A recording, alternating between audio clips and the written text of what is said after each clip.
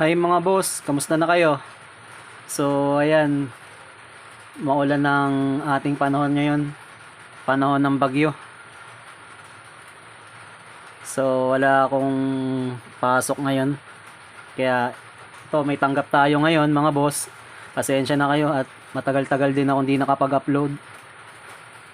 Ayan, may tanggap tayo ngayon na isang Realme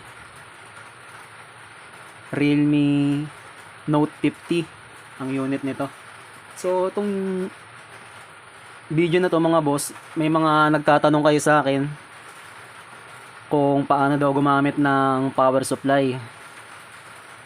So ayan na, sa mga boss na nagre-request, mga baguhan na technician, papakita ko sa inyo kung paano gumamit ng power supply para malaman natin kung goods ba yung isang motherboard o hindi na. Kahit may basag o kahit sira na yung LCD, malalaman pa rin natin kahit wala tayong nakikitang picture kung goods yung motherboard o may tama o may sira, no? So pakita ko sa inyo mga boss. Tanggalin natin muna tong battery. Yan yung terminal nya. Yan.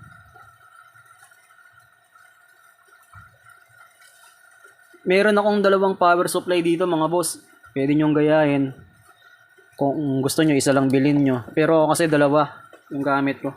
Tsaka ito, yung gagamitin nating power boot cable. Wala tong buzzer mga boss, wala tong box. Rekta to. Maganda to. Pwede pang gamit sa mga short killer, no?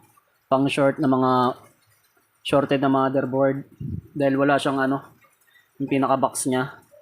So ingat lang kayo kapag ganito yung rekta, yung ganitong power boot cable ang gagamitin nyo, no? Dapat sigurado kayo nasa 3.8 lang o 4.0 hanggang ganun lang yung gamitin nyo pag mag-test kayo ng motherboard. So pakita ko sa inyo mga boss kung ano yung, may vlog naman na ako nito. Ayan, yung dalawa kong power supply, isang mechanic 15 volts 5 ampere, tsaka tong Sugon 305 PM. Ayan, hanggang 30 volts naman to mga boss. Mas mahal to, tong Sugon, mas high-tech kasi to mga boss Kung titingnan nyo naman, ayan, mas high-tech kasi to kaysa dito. At mas malaki yung screen nya. And then may marami siyang saksakan, USB hanggang 6. Di katulad dito, dalawa lang. Ayan. Tapos wala tong watts mga boss. Wala kayong indicator na makikitang watts. Volts, ampere lang to. Di katulad nito, volts, ampere, tsaka to W. Watts. Ayan, may watts.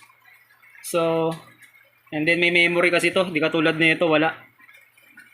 Pwede kang mag-save dito na 4 na voltage mga boss. Kaya mas high-tech to. At pwede na rin siya maging short killer. At yung ganito, product schematic. Ayan, pwede na rin tong product schematic. So ito yung gagamitin natin mga boss. Ayan, pareho naman nakasaksak yan. Ayan. Kaya mas high-tech to mga boss. Ayan, paliwanag ko lang sa inyo. Ayan, naka 3.8 na agad siya. Di katulad nito. Pipihitin mo pa. Ayan, sa number M1. Ayan. Pwede nyo naman i-save. Pag bumili kayo niyan, may manual naman kung paano mag-save nyo. Ayan, naka 3.8 na yan. Sa M2. Ay, nakalock pala mga boss. Sorry, nakailaw yung lock. Kaya hindi natin mapindot. So, long press natin to. Nakalock kasi. Ayan ang kinaganda rin mga boss. Ayun, nawala yung lock niya. So, pwede mo na siya mapindot. Ayan. Sa M2, 4 volts. Kita nyo? Sa M3, 5.2. Yung sinave ko. Sa M4, 8 volts. Ayan. Sa speaker ko yan mga boss. Kapag ka nagpapatugtog ako, 8 volts kasi speaker ko eh. Ito. Ayan, nasa baba. Katabi ng tumbler. Nagamitan ko ng volts. Ng power supply. Ayan. So, saksak natin yung power boot cable natin. Ayan. Naka 8 volts. So, pindutin natin sa M1 para mag 3.8 lang. Ayan, naka 3.8 na siya mga boss. Then, daming wire. Yan natin yung unit. Hanapin nyo lang yung ano. Ito, kabisado ko na to mga boss eh. Nakita ko naman yung terminal niya. Yung sa battery, kaya alam ko na yung itsura. Hanapin na lang natin mga boss. Kung alin dito.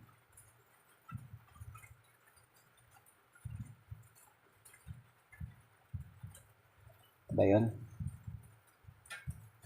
Sa kabila.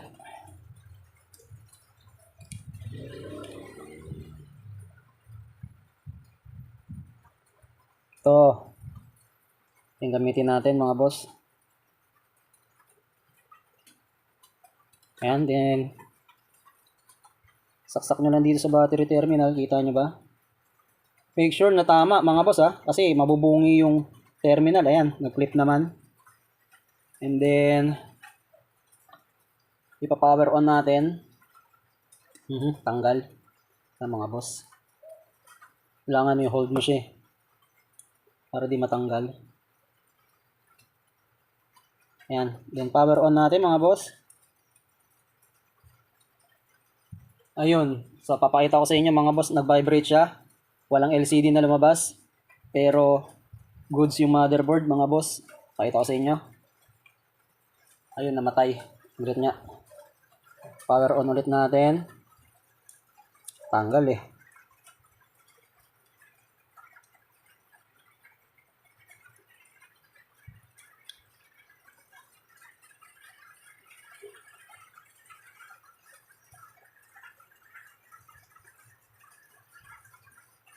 Ayan. Yung mga boss ah.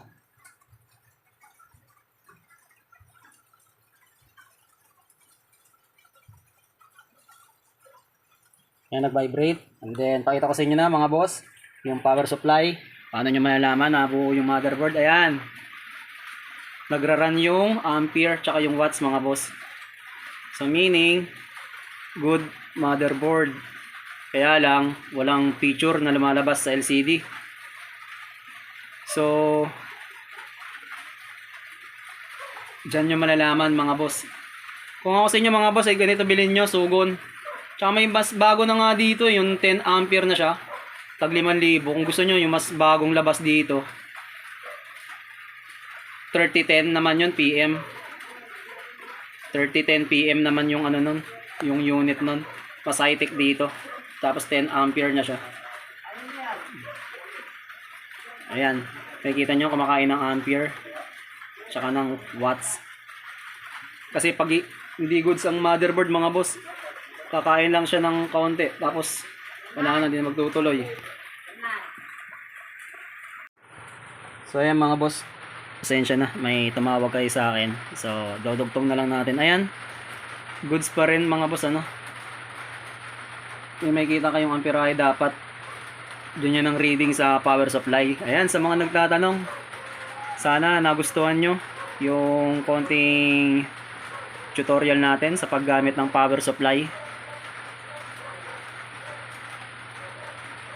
Maraming salamat po mga boss. Ayan, paliwanag ko pala sa inyo mga boss ano. Tong sira nito, kung hindi LCD, pwedeng sa motherboard, pwedeng backlight IC, or yung coil niya sa backlight. Ayun yung mga cause kung bakit walang picture ano.